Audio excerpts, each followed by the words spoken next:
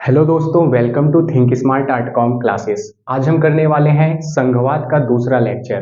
तो अगर आपने पहला लेक्चर नहीं देखा है तो जरूर जाकर देखिए। साथ ही एक रिक्वेस्ट है आपसे, आप थोड़ा सा वीडियो क्वालिटी बढ़ा लेना 720 पे या 1080 पे, तब आपको बहुत अच्छा बोर्ड पर दिखेगा भी जो हम बना कर लाएंगे। स्लाइड वो दिखेगा, आसानी से आप नोट कर पाएंगे और आपको थोड़ा क्लियर दिखेगा, समझने में भी आसानी होगी। तो थोड़ा सा क्वालिटी बढ़ा देंगे तो आपको एकदम डिजिटल बोर्ड जैसा लगेगा। तो चलिए हम बात करते हैं कि आज का लेक्चर में हम क्या करने वाले हैं। लेकिन आज के लेक्चर में हम क्या पढ़ेंगे उससे पहले मैं बता देता हूं कि कौन कौन से टॉपिक हो गए हैं और थोड़ा सा लिंक कर देता हूं पिछले टॉपिक से, ताकि अगर आप थोड़ा बहुत भूले हो तो फिर आपको याद आ जाए कि आज हाँ ये हुआ था, आज हम ये पढ़ने वाले हैं। तो कनेक्शन बहुत ज़रूरी है। और एक बात, हम सोशल साइंस को समझते हैं कि सिर्फ रटना पड़ता है। मैं ये मानता हूँ कि सोशल साइंस में मैथ की तरह फार्मूले नहीं होते, लेकिन सोशल साइंस में भी कॉन्सेप्ट होते हैं। अगर हम कॉन्सेप्ट पर ध्यान देंगे तो हम आसानी से उत्तर लिख पाएंगे। चाहे आप यूपी बोर्ड के हो, चाहे आप बिहार बोर्ड के हो, चाहे राजस्थान बोर्ड के हो या एमपी बोर्ड के हो, किसी भी बोर्ड के हो आप, हमने ऐसा कंटेंट बनाया है कि आप लगभग सभी बोर्ड को कवर किया है। क्योंकि सबसे पहले मैंने एनसीईआरटी के बेस पर कंटेंट बनाया, फिर इसमें कुछ थोड़ा एक्स्ट्रा भी जोड़ दिया ताकि आपका जो बिहार बोर्ड में कुछ एक्स्ट्रा पूछता है वो भी आपका कवर हो जाए। तो चलिए बताते हैं कि हम कौन कौन से कर चुके हैं। देखिए, हमने संघवाद कर लिया है। आज का मार्कर भी बहुत अच्छा चल रहा है, बढ़िया चल रहा है, लेकिन मैं रेड से लिखूंगा। हमने सबसे पहले देखा था कि संघवाद क्या है। तो फेडरलिज्म क्या है उसे हमने परिचय कराया आपको, जिसमें बताया कि सरकार का या शासन का ऐसा रूप जिसमें दो या दो से अधिक स्तरों पर सरकार होते हैं, तो हम कह सकते हैं कि वो संघवाद है। मतलब सरकार का विभिन्न स्तरों पर होना ही संघवाद है। और फिर मैंने कनेक्ट किया था पहले चैप्टर से, जब हम सत्ता की साझेदारी पढ़ रहे थे। तो सत्ता की साझेदारी में जब हम सत्ता की साझेदारी के रूप पढ़ रहे थे, तो वहां पर मैंने बताया था कि सत्ता की साझेदारी का एक रूप है कि सत्ता का ऊर्ध्वाधर बंटवारा कर दिया जाए, और उसी ऊर्ध्वाधर बंटवारा को ही संघवाद कहते हैं। आपको मैं यहाँ थोड़ा लिखकर समझाता हूँ। अगर आपने ये त्रिभुज आपको याद होगा तो आप समझ पाएंगे। सबसे ऊपर मैंने बनाया था केंद्र सरकार, फिर उसके बाद बनाया था राज्य सरकार, फिर उसके बाद बनाया था स्थानीय सरकार। तो ये है सत्ता का ऊर्ध्वाधर बंटवारा, यानी पावर है जो वो ऊर्ध्वाधर रूप से बटा हुआ है। और इसी ऊर्ध्वाधर बंटवारा को सत्ता की साझेदारी कहते हैं। इसी ऊर्ध्वाधर बंटवारा को इसी ऊर्ध्वाधर बंटवारा को संघवाद कहते हैं। सत्ता की साझेदारी का ये भी एक रूप है, लेकिन इसे हम संघवाद कहते हैं। तो मुझे उम्मीद है आपको ये समझ आया होगा। उसके बाद हमने पढ़ा था संघवाद की विशेषताएं, जिसमें सबसे पहले देखा था कि संघवाद की सबसे पहली विशेषता थी कि दो या दो से अधिक स्तर पर सरकार होना आवश्यक है। उसके बाद जो कार्य क्षेत्र होते हैं विभिन्न स्तरों की सरकारों के, वो मतलब संविधान में स्पष्ट वर्णित होते हैं। इसके अलावा भी हमने देखा था कि वित्त का निर्धारण कैसे होता है, जब केंद्र और राज्य के बीच विवाद हो जाता है तो निपटारा कौन करता है। ये सब विशेषताएं हमने देखा। आज का हमारा लेक्चर है, आज का हमारा टॉपिक है जो आज के लेक्चर में हम कंप्लीट करने वाले हैं, वो है भारत में संघीय व्यवस्था। हम समझेंगे कि भारत में संघीय व्यवस्था कैसे चलती है, कैसे हमारा फेडरल सिस्टम चलता है। भारत देश में आप रहते हैं, आपको ये तो जानना आवश्यक है ना कि कैसे हमारा देश चलता है, कैसे शासन चलाया जाता है। तो भारत में संघीय व्यवस्था कैसे चलता है, आज का टॉपिक हम करेंगे। थोड़ा सा बड़ा है इसलिए यही केवल टॉपिक उठाएंगे, लेकिन इसको पढ़ाने से पहले मैं आपको एक और टॉपिक कह सकते हैं छोटा सा पढ़ाऊंगा, और वो है कि संघीय व्यवस्था कैसे गठित होती है। ये छोटा सा टॉपिक है कि संघीय व्यवस्था कैसे गठित होती है। तो इसमें हम पढ़ेंगे कि संघीय व्यवस्था दो तरीके से गठित होती है। वो कौन कौन से तरीके हैं वहाँ हम अभी बस जस्ट इसके बाद एक्सप्लेन करेंगे, तो समझेंगे भी। तो आई होप, मुझे उम्मीद है कि आप ये समझ गए होंगे कि हम क्या पढ़ने वाले हैं और पीछे क्या कर लिया है। तो इसकी स्क्रीनशॉट की वैसे भी कोई ज़रूरत है नहीं, तो डायरेक्ट आते हैं कि संघीय व्यवस्था कैसे गठित होती है। तो दोस्तों बात करते हैं संघीय व्यवस्था कैसे गठित होती है। देखिए, संघीय व्यवस्था आमतौर पर दो तरीके से गठित होती है। यहाँ पर मैंने पहला तरीका लिखा है और यहाँ दूसरा तरीका लिखा है। बहुत ही इजी है, कुछ भी नहीं है। आप देखना, मैं पहला वाला पढ़ता हूँ। पहला है जब दो या दो से अधिक राष्ट्रों को आपस में मिलाकर एक इकाई या एक बड़ी इकाई गठित कर दिया जाए। तो पहला तरीका क्या है, मान के चलिए एक छोटे छोटे ये राष्ट्र हैं, ठीक है, ये छोटे छोटे बहुत से राष्ट्र हैं। अच्छा, अभी ये अलग अलग रहते हैं, लेकिन क्या किया जाए, समझौता किया जाए और इन सभी को एक इकाई के रूप में गठित कर दिया जाए। इन सभी को मिलाकर ये एक बड़ी सी इकाई के रूप में गठित कर दिया जाए। तो पहला तरीका ये हो गया। और इसके साथ साथ क्या किया जाए कि इनको भी अपनी संप्रभुता दी जाए, इनको भी, और ये जो बड़ी इकाई है, ये जो बड़ा वाला इकाई है, इसको भी संप्रभुता दी जाए। मतलब जो छोटे छोटे राष्ट्र को मिलाकर एक बड़ी इकाई बन रही है, उस बड़ी इकाई को संप्रभुता देने के साथ साथ इनको भी संप्रभुता दी जाए। अब आप सोच रहे होंगे कि ये संप्रभुता क्या है। तो संप्रभुता का सिंपल अर्थ है कि आंतरिक व बाह्य मामले में स्वतंत्र निर्णय लेने की शक्ति। मतलब अगर कोई भी देश संप्रभु है तो वो अपने आंतरिक मामले और बाह्य मामले में स्वतंत्र निर्णय ले सकता है।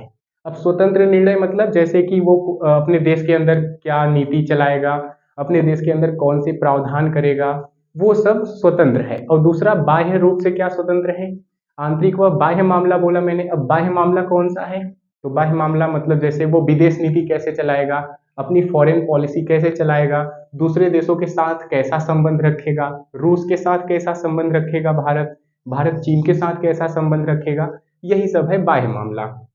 तो अगर कोई भी देश संप्रभु है तो उसका मतलब ये है कि आंतरिक व बाह्य मामले में स्वतंत्र निर्णय लेने की शक्ति। और इस वाले टाइप का जो संघीय व्यवस्था है, उसमें क्या होता है कि ये जो छोटे छोटे राष्ट्र होते हैं, इनको भी संप्रभुता होती है। और ये जो बड़ा इकाई बनाया गया है, इन सभी छोटे छोटे राष्ट्रों को मिलाकर इनके पास भी संप्रभुता होती है। और यहाँ मैंने नीचे लिखा भी है कि इसमें दोनों राष्ट्र अपनी संप्रभुता साथ रखते हैं। अच्छा, इस टाइप के कौन कौन से देश हैं, जैसे यूएसए, यूनाइटेड स्टेट अमेरिका। आप यूएसए के बारे में सुना होगा कि ये यूएसए ही इसलिए कहा जाता है क्योंकि ये छोटे छोटे प्रांत जो थे, ये एक साथ मिलकर यूएसए गठित किए, यानी संयुक्त राज्य अमेरिका बनाए, एक बड़ा देश बनाए, तो यूएसए हो गया। अब ऐसा ही ठीक स्विट्जरलैंड ने भी किया था, जो छोटा सा है यूरोप का देश स्विट्जरलैंड। उसके बाद ऑस्ट्रेलिया ने भी ऐसा किया था। तो यहाँ पर संघीय व्यवस्था आमतौर पर दो तरीके से गठित होती है। हमने पहला तरीका कंप्लीट कर लिया, और पहला तरीका यही है कि छोटे छोटे राष्ट्र है उनको मिलाकर एक बड़ी इकाई के रूप में गठित कर देना, यही है पहला तरीका। अच्छा, अब दूसरा तरीका क्या है संघीय व्यवस्था का। देखिए, दूसरा व्यवस्था यहाँ पर है कि बड़े देशों द्वारा अपने आंतरिक विविधता को ध्यान में रखते हुए, मान के चलिए कोई बहुत बड़ा देश है और उसमें बहुत विविधता है, बड़े देशों द्वारा अपनी आंतरिक विविधता को ध्यान में रखते हुए राज्यों का गठन करना और राज्य व केंद्र सरकार के बीच सत्ता का बंटवारा कर देना। देखिए, अब ये दूसरा टाइप मैं यहाँ समझा रहा हूँ, बहुत इजी है दूसरा वाला भी, ये थोड़ा पढ़ने में आपको अजीब लग रहा होगा। जैसे दूसरा टाइप ये बोल रहा है कि मान के चलिए कोई देश है, बहुत बड़ा देश है। अब इसमें अलग अलग धर्म के लोग रहते हैं, हिंदू भी है, मुस्लिम भी है, सिख भी है, ईसाई भी है, अलग अलग भाषा भी है, हिंदी, अंग्रेजी, मराठी, कन्नड़, तेलुगु, अलग अलग भाषा है। और इसके बाद यहाँ पर अलग अलग संस्कृति को मानने वाले लोग हैं। तो मतलब इस पूरे बड़े से देश में बहुत डाइवर्सिटी है, यानी विविधता है, अलग अलग भाषा, अलग अलग धर्म मानने वाले लोग हैं। तो क्या है कि ये कोई देश है, अब ये जो बड़ा देश है, ये अपनी विविधता को समझते हुए एक बड़ा राष्ट्र का गठन करता है, या एक बड़ा राज्य का गठन करता है। यहाँ पर राष्ट्र भी कह सकते हैं, राज्य भी कह सकते हैं। पॉलिटी में राज्य और राष्ट्र में क्या अंतर है, मैं आपको एक छोटा सा वीडियो बनाऊंगा, दे दूंगा।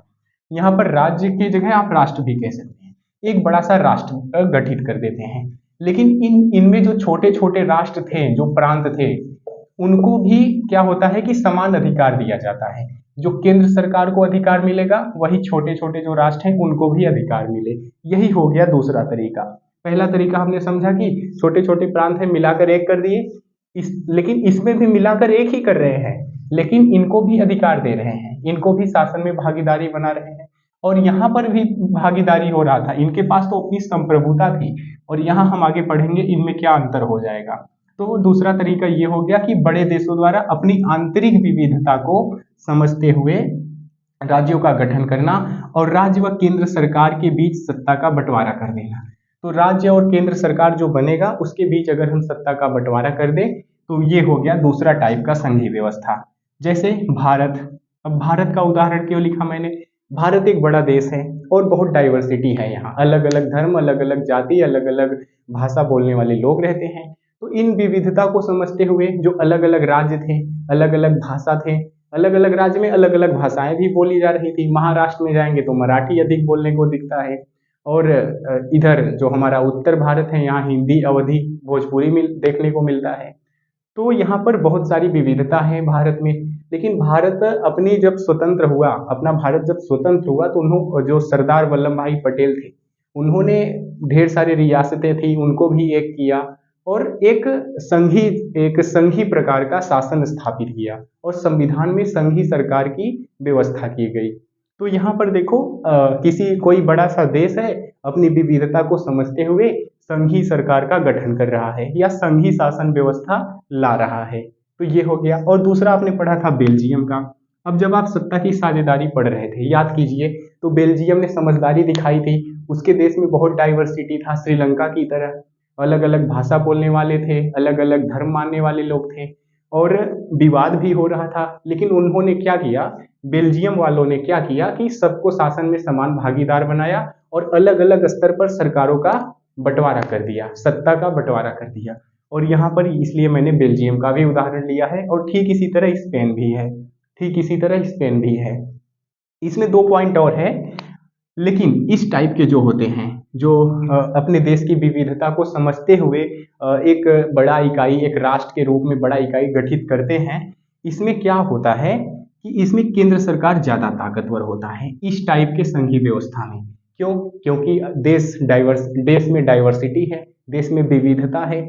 अगर हम लोग केंद्र सरकार को मजबूत नहीं बनाएंगे, तो ये जो छोटे छोटे प्रांत हैं, तमिलनाडु, ये कहेंगे कि भैया हमें भाषा के आधार पर, यहाँ पर तमिल लोग ज्यादा रहते हैं, तमिल बोलने वाले हैं, तो भाषा के आधार पर हमें एक अलग राष्ट्र ही बना दो, हमें भारत में शामिल नहीं होना है। इसलिए केंद्र सरकार को ज्यादा ताकतवर बनाया गया, ताकि राज्य ज्यादा उछल कूद ना करें, ज्यादा उछल कूद ना करें। ठीक है, तो यहाँ पर ये हो गया। उसके बाद दूसरा पॉइंट क्या है इस टाइप के संघीय व्यवस्था में, कि राज्यों को समान अधिकार दिए जाते हैं। ये जरूरी नहीं कि जो केंद्र सरकार बना एक बड़ा राष्ट्र के रूप में, ऐसा नहीं है कि राज्यों को कोई अधिकार ही नहीं दिए जाएंगे, राज्यों को भी समान अधिकार दिया जाएगा, उनको भी सरकार में समान अधिकार दिया जाएगा। साथ ही साथ किसी राज्य को विशेष राज्य का दर्जा दिया जाता है। जैसे आप असम की बात करते हैं, मेघालय की बात करते हैं, वहां पर विशेष राज्य का दर्जा दिया गया है, क्योंकि उनकी स्थिति थोड़ा सी अलग है, उनकी स्थिति थोड़ा सा अलग है, इसलिए उन्हें विशेष राज्य का दर्जा दिया गया। लेकिन जरूरी नहीं कि समान अधिकार सबको मिले। देखिए, स्थिति के आधार पर किसी राज्य को विशेष अधिकार मिल गया। तो इस प्रकार की संघीय व्यवस्था में ये दो एक्स्ट्रा पॉइंट देखने को मिलता है। तो मुझे उम्मीद है आपको ये समझ आ गया होगा कि संघीय व्यवस्था आमतौर पर दो तरीकों से गठित होती है। पहला तरीका क्या है और दूसरा तरीका क्या है। इन दोनों में छोटा सा फर्क यही है कि ये देश की विविधता को समझते हुए एक करके रखेगा और केंद्र को ज्यादा ताकतवर बनाएगा, और ये क्या करेगा, देश की विविधता को नहीं समझेगा। अलग अलग प्रांत हैं, वो मिलजुल कर समझौते के साथ आ जाते हैं, और जो छोटे छोटे प्रांत हैं उनको भी संप्रभुता दी जाती है। इसमें यही अंतर है दोनों में, बस कंक्लूड यही था। तो मुझे उम्मीद है आपको ये समझ आया होगा। अब हम बात करेंगे कि संघीय व्यवस्था कैसे चलती है, तो आप इसे स्क्रीनशॉट ले सकते हैं। दोस्तों, हमारा अगला टॉपिक था भारत में संघीय व्यवस्था। मैंने गलती से कंफ्यूज होकर बोल दिया कि संघीय व्यवस्था कैसे चलती है अगला टॉपिक है, वो एक्चुअली इसके बाद का टॉपिक है, मैं कंफ्यूज हो गया था। तो बात करते हैं भारत में संघीय व्यवस्था में। थोड़ा सा आपको इंट्रो देता हूँ। आप जब सत्ता की साझेदारी पढ़ रहे थे, तब आपने देखा था कि जब वो जो श्रीलंका और बेल्जियम था, छोटा छोटा देश था, वहां पर थोड़ा थोड़ा डाइवर्सिटी थी, विविधता थी, अलग अलग भाषा, अलग अलग धर्म के लोग थे। ठीक है, और वे छोटे छोटे देश थे, फिर भी अपनी विविधता को संभाल नहीं पा रहे थे, और श्रीलंका में तो गृह युद्ध ही हो गया था। अब सोचिए अब भारत के बारे में। भारत इतना बड़ा देश है, इतना विविधता है, 500 से अधिक तो भाषाएं बोली जाती हैं। उसके बाद अलग अलग धर्म हैं, अलग अलग जाति हैं, उसके बाद अलग अलग कल्चर है, कहीं कहीं कुछ कल्चर है, कहीं कुछ कल्चर है। आप आप दक्षिण की ओर जाएंगे, जब आप दक्षिण की तरफ जाएंगे, भारत के दक्षिण की ओर, वहाँ अलग तरीके से डांस होता है, और उत्तर भारत का डांस आप अलग ही देखते हैं भोजपुरी सॉन्ग पर, और भी सॉन्ग होते हैं, ऐसी बात नहीं है। लेकिन इतना कल्चर का जो ये अलगाव है, ये इतना बड़ा विविधता बनाता है कि पूछो ही मत। बहुत मुश्किल होती है इसे संभालने में। आप सोचिए, सत्ता की साझेदारी जब आप पढ़ रहे थे, श्रीलंका छोटा सा देश है, ये नहीं संभाल पाए अपनी विविधता को, और भारत इतना बड़ा देश है। तो फिर भारत में कैसा सिस्टम है? अगर भारत में संघवाद है तो वो किस प्रकार से चलाया जाता है, यही हम पढ़ेंगे भारत में संघीय व्यवस्था। इस टॉपिक में ये जो हेडिंग आप देख रहे हैं, इस हेडिंग में यही हम पढ़ने वाले हैं कि भारत इतना विविधता वाला देश है, यहाँ पर कैसा संघीय व्यवस्था चल रहा है, कैसे चलाया जा रहा है कि कोई ज़्यादा अलग नहीं होता कोई भी प्रांत निकलकर, कैसा संघवाद का सिस्टम है। तो हम यहाँ इसे पढ़ भी देते हैं। हमने पिछले अध्याय में देखा कि बेल्जियम और श्रीलंका जैसे छोटे देशों में भी अपने यहाँ की विविधता को संभालने में बड़ी मुश्किल आती है। फिर भारत जैसे देश में यह काम और भी मुश्किल है। हमारे देश में संघवाद की कैसी व्यवस्था है, यही हम आगे एक्सप्लेन करने वाले हैं। फिर इसी के अंतर्गत हम पढ़ेंगे राज्य सूची, संघ सूची, समवर्ती सूची, जिसमें केंद्र सरकार के जो क्षेत्राधिकार हैं वो वहाँ पर स्पष्ट वर्णित हैं। उसके बाद जो राज्य सरकार के क्षेत्राधिकार हैं वो स्पष्ट वर्णित हैं राज्य सूची में। और समवर्ती सूची ऐसा है जिस पर अधिकार केंद्र सरकार का भी है और राज्य सरकार का भी है। मतलब दोनों मिलकर समवर्ती सूची के विषयों पर कानून बनाते हैं। ये है हमारा। तो यही आगे सब कुछ एक्सप्लेन करने वाले हैं, लेकिन उसके पहले हम थोड़ा सा बेसिक भी जानेंगे कि भारतीय संविधान का जो आर्टिकल 1 है, यानी अनुच्छेद 1, भारत को संघ घोषित करता है, यानी भारत राज्यों का संघ होगा। तो ये हम देखेंगे थोड़ा सा बेसिक। ओके, इसे आप स्क्रीनशॉट ले सकते हैं। दोस्तों, बात करते हैं इसी टॉपिक के अगले चर्चा के बारे में। हमारा अगला चर्चा क्या है? इसी टॉपिक में कहा जाता है कि भारत के संविधान का अनुच्छेद 1 भारत को राज्यों का संघ घोषित करता है। अब भारत को राज्यों का संघ घोषित करने का क्या मतलब है? ये बहुत डीप कॉन्सेप्ट हो जाता है जब आप कॉन्स्टिट्यूशन पढ़ते हैं, तब जब आप पॉलिटी को थोड़ा डीप में पढ़ते हैं, भारतीय संविधान को पढ़ते हैं, वहां बताया जाता है। अभी आपके लिए इतना ही इम्पोर्टेंट है, भारत के संविधान का अनुच्छेद 1 भारत को राज्यों का संघ घोषित करता है। अभी मैं आपको बता सकता हूं कि भारत को राज्यों का संघ घोषित क्यों करता है, लेकिन आपके ये काम का है ही नहीं। आपके एग्जाम में जो आएगा कि ये भारत में संघीय व्यवस्था कैसे चलती है, तो आप थोड़ा सा इसे एक्सप्लेन करेंगे बस। अगर डीप में ज़्यादा जाएंगे तो उसके भी मार्क्स कटने लगते हैं। तो जितनी डिमांड होती है उतनी ही हमें पढ़ना चाहिए क्लास 10th के हिसाब से, और उससे भी ज़्यादा ज्ञान तो है ही, ज्ञान की कोई सीमा नहीं है। और उसके बाद है हमारा मूल रूप से संविधान में, जो हमारा मूल संविधान था उसमें 2 स्तरीय शासन व्यवस्था का प्रावधान किया गया था।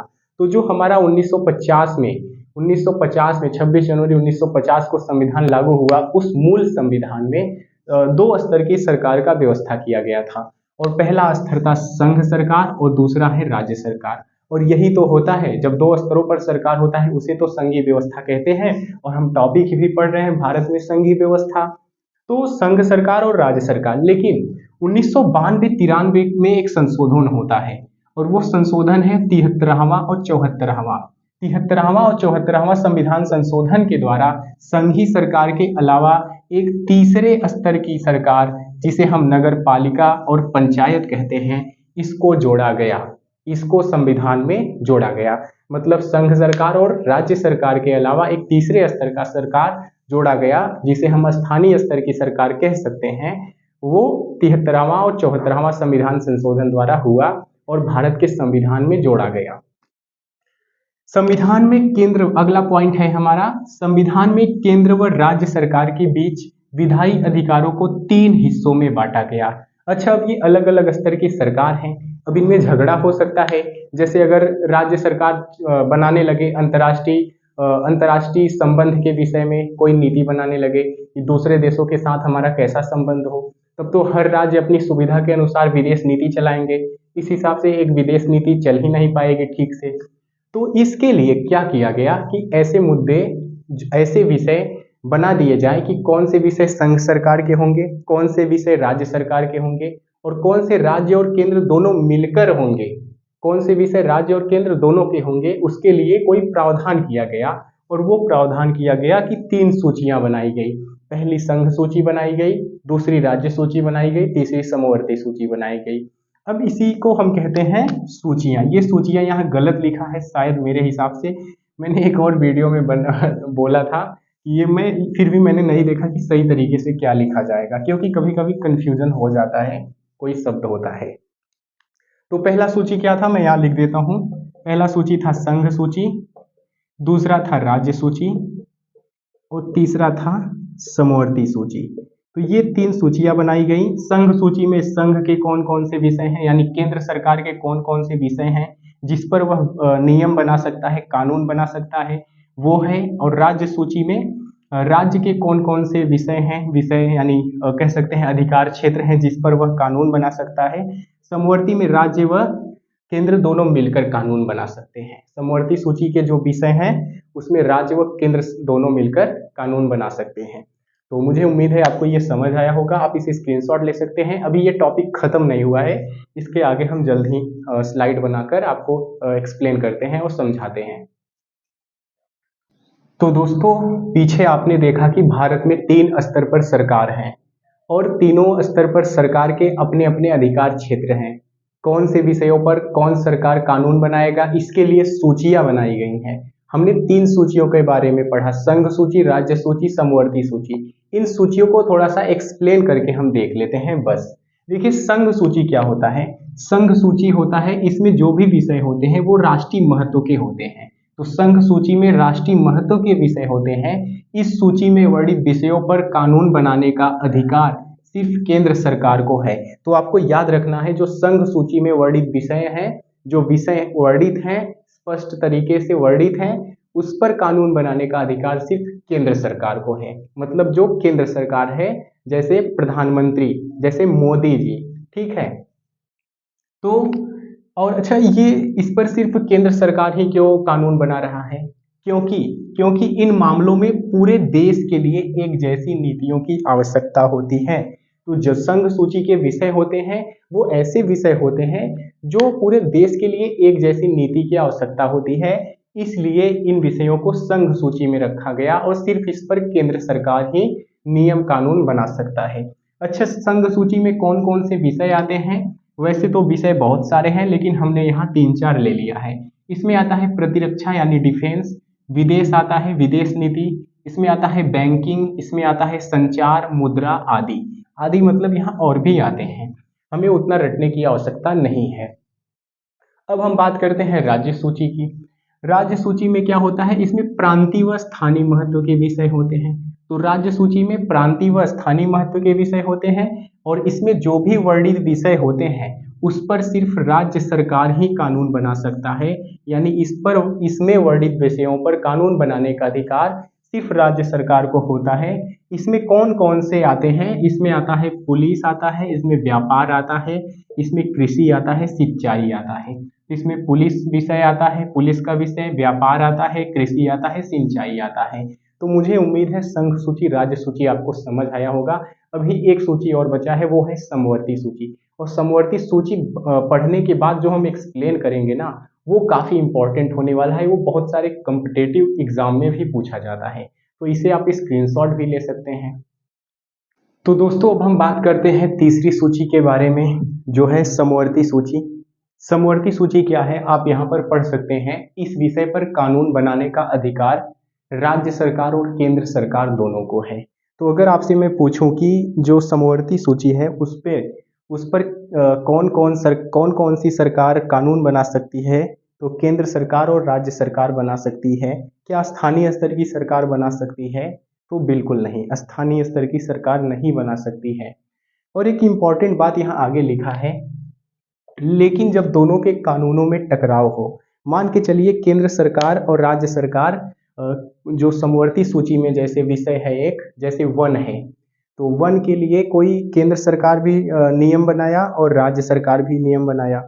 लेकिन वन का जो ये विषय है, वन पर जो कानून बनाया गया, दोनों में टकराव हो जाए, केंद्र सरकार कुछ अलग ही प्रावधान कर दे और राज्य सरकार कुछ अलग ही प्रावधान कर दे वन पर, ठीक है, वन के लिए जो भी नियम बनाए जाए, अब चाहे जो भी हो, तो उस स्थिति में क्या होगा, कौन सी कानून लागू होगी?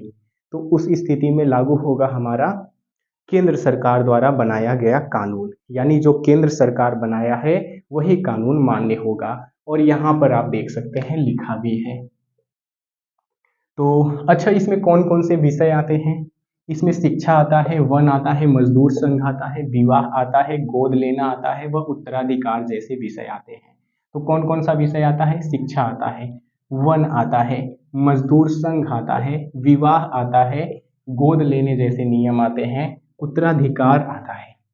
ये एमसीक्यू में पूछ सकता है बोर्ड एग्जाम में, और वैसे भी ये कंपटीशन में भी पूछा जाता है। और यहाँ जो मैंने ये बात बताया कि जब दोनों कानूनों में टकराव हो तो केंद्र सरकार द्वारा बनाया गया कानून ही मान्य होगा, आप इसे याद रखना।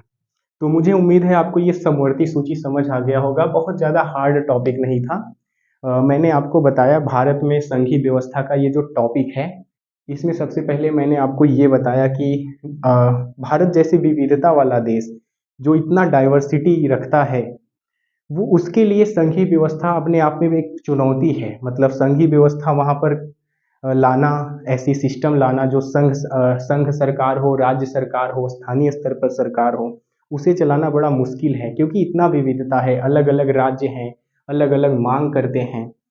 तो मुश्किल तो है, लेकिन भारत ने अपनी विविधता को समझते हुए ऐसा प्रावधान ही किया कि भारत में ठीक तरीके से संघीय व्यवस्था चल सका।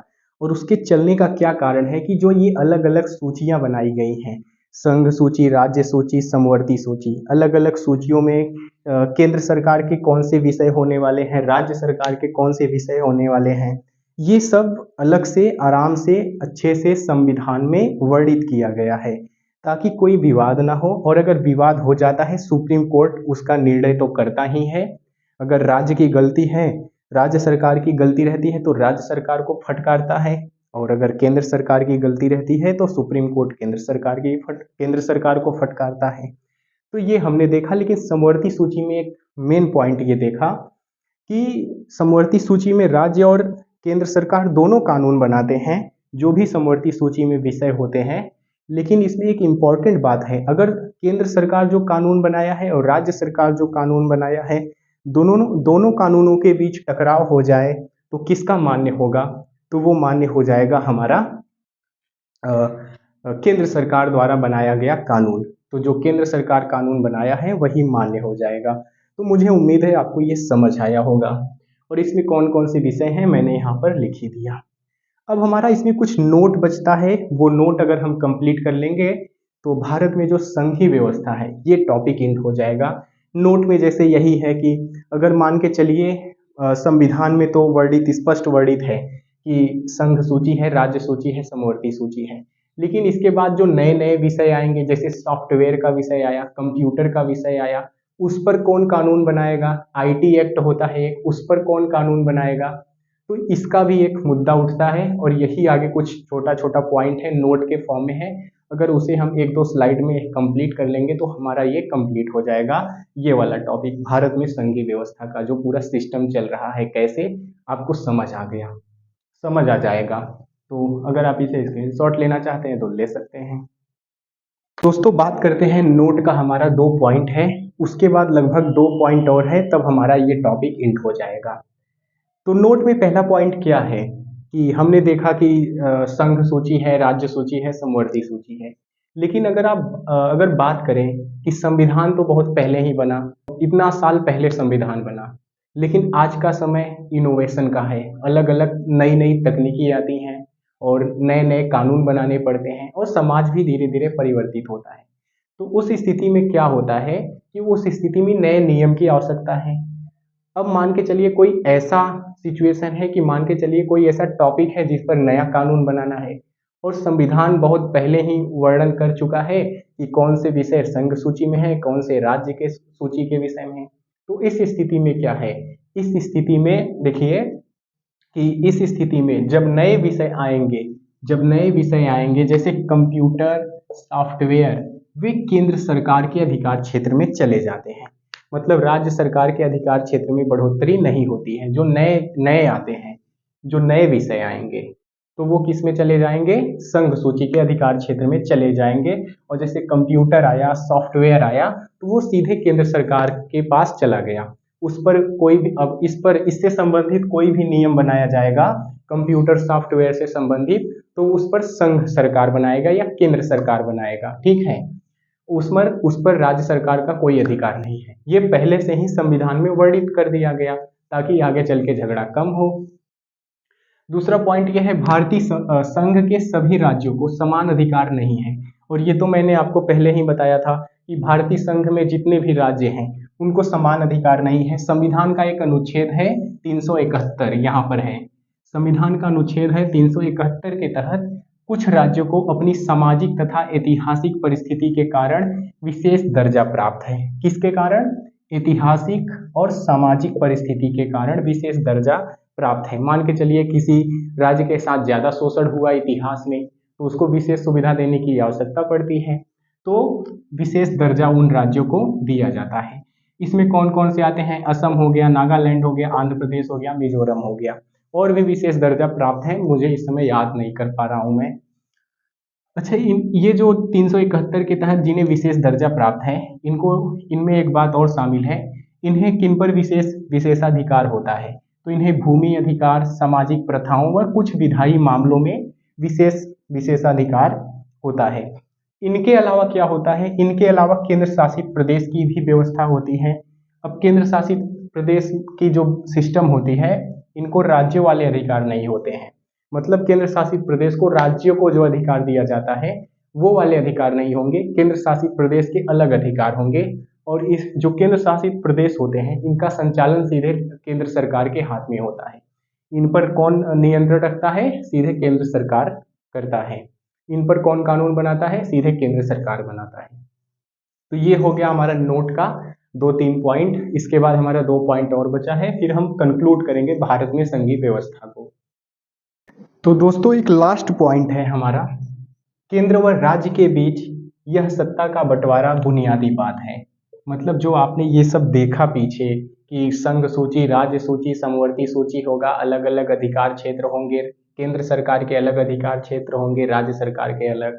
तो जो ये विभाजन है केंद्र और राज्य के बीच, यह जो सत्ता का बंटवारा है, यह बुनियादी बात है, यानी आधारभूत है, आधार है। इस व्यवस्था में संसद अकेले बदलाव नहीं कर सकती। तो अगर संघीय ढांचे में कोई परिवर्तन करना है, भारत के संघीय व्यवस्था में कोई परिवर्तन करना है, तो संसद अकेले नहीं कर सकती। मतलब केंद्र सरकार का जो संसद है जिसमें फैसले लिए जाते हैं, वो संसद अकेले नहीं कर सकती। इसके लिए क्या व्यवस्था है? ऐसे बदलाव के लिए संसद के दोनों राज्यों में, मतलब संसद के दोनों सदनों में कह सकते हैं, यहाँ मैंने गलत लग दिया, लोकसभा और राज्यसभा में, लोकसभा और राज्यसभा में 2/3 बहुमत अर्थात विशेष बहुमत, जो 2/3 बहुमत होता है उसे विशेष बहुमत कहा जाता है।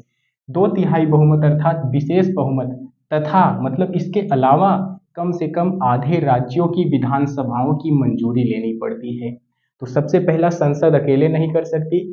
सबसे पहला क्या जरूरी है? संसद अकेले नहीं कर सकती परिवर्तन, संसद के दोनों सदन शामिल होने चाहिए, राज्यसभा और लोकसभा दोनों शामिल होने चाहिए, और वहां से 2/3 बहुमत से पारित होना चाहिए विधेयक। उसके बाद कम से कम आधे राज्यों की विधानसभाओं की मंजूरी लेनी पड़ती है, तब जाकर भारत के संघीय ढांचे में, संघीय व्यवस्था में कोई परिवर्तन होता है। तो ये ऐसे कठोर नियम है, मतलब भारत के संघीय सिस्टम में, संघीय व्यवस्था में कोई आसानी से चेंजेस नहीं कर सकता।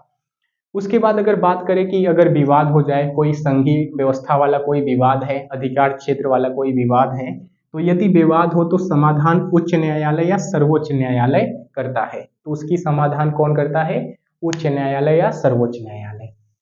तो यही था कुल मिलाकर भारत में संघीय व्यवस्था। ये टॉपिक थोड़ा बड़ा था, मैं कंक्लूड कर देता हूँ कि इसमें हमने क्या क्या पढ़ा ताकि आपको समझने में आसानी हो।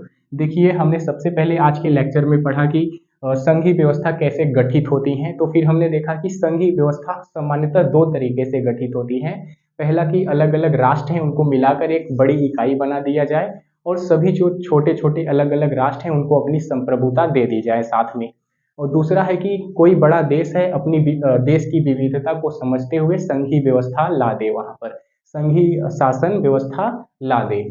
तो ये हो गया। उसके बाद हम पढ़ रहे थे भारत में संघीय व्यवस्था। तो भारत में संघीय व्यवस्था के अंतर्गत हमने पढ़ा कि भारत राज्यों का एक संघ है, मतलब विभिन्न राज्य मिलकर एक बहुत बड़ा संघ बनाते हैं और राज्यों को संघ से अलग होने का अधिकार नहीं है।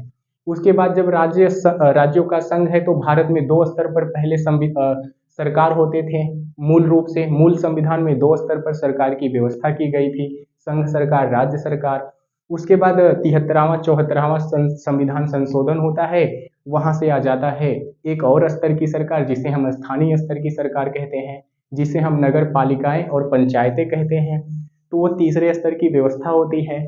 उसके बाद एक बात आता है कि विधायी अधिकार क्या होंगे, मतलब किस विषय पर कौन सी सरकार नियम कानून बनाएगी और प्रशासन का संचालन करेगी। तो वो आ जाता है संघ सूची, राज्य सूची, समवर्ती सूची। वहां से सूचियां निकल कर आती हैं। संघ सूची में केवल केंद्र सरकार को नियम बनाने का अधिकार है, राज्य सूची में सिर्फ राज्य सरकार को बनाने का अधिकार है, जबकि समवर्ती सूची में राज्य और संघ दोनों मिलकर कानून बनाते हैं। फिर इसी में हमने देखा कि अगर कोई ऐसा नियम है जो राज्य बनाया और केंद्र दोनों ने बनाया और दोनों के कानूनों में टकराव हो जाता है, तो केंद्र सरकार का जो कानून है वो मान्य होगा। उसके बाद हमने देखा कि अगर कोई नए विषय आते हैं बाद में, तो वो केंद्र सरकार के विषय में शामिल हो जाएगा। तो ये सब हमने देखा। फिर हमने नोट के 2 पॉइंट कंप्लीट करते हैं और फिर वहाँ पर हमने देखा कि किसी राज्य को विशेष दर्जा दिया जाता है अनुच्छेद 371 के तहत। फिर उसके बाद यहाँ पर एक लास्ट पॉइंट था कि जो ये संघीय ढांचा है उसमें कोई परिवर्तन करना है तो संसद अकेले नहीं कर सकती। 2/3 बहुमत चाहिए राज्यसभा और जो हमारा लोकसभा है दोनों में। उसके बाद आधे से अधिक राज्यों या आधे से अधिक राज्यों के विधानसभाओं की कह सकते हैं सहमति या मंजूरी लेनी पड़ती है। तो ये हो गया हमारा संघीय व्यवस्था पूरा। भारत में संघीय व्यवस्था क्या है, कैसे चलती है। अगला है हमारा कि संघीय व्यवस्था कैसे कार्य करती है। फिर उसी के अंतर्गत आता है हमारा भाषाई नीति और आता है क्या टॉपिक है मैं याद नहीं कर पा रहा हूँ, वो आता है। ऐसे 2-3 टॉपिक आते हैं उसी के अंदर। फिर हमारा आता है भारत में विकेंद्रीकरण, एक और टॉपिक है, वो पढ़ लेंगे तो हमारा चैप्टर एंड हो जाएगा। तो 2-3 टॉपिक हैं, वो अगर हम पढ़ लेंगे तो चैप्टर एंड हो जाएगा। लेकिन मुझे उम्मीद है आज का ये जो लेक्चर था थोड़ा सा टफ था, लेकिन आप लोगों को समझ आया होगा। तो मिलते हैं आपसे अगले लेक्चर में। आज का लेक्चर हम यही एंड करते हैं।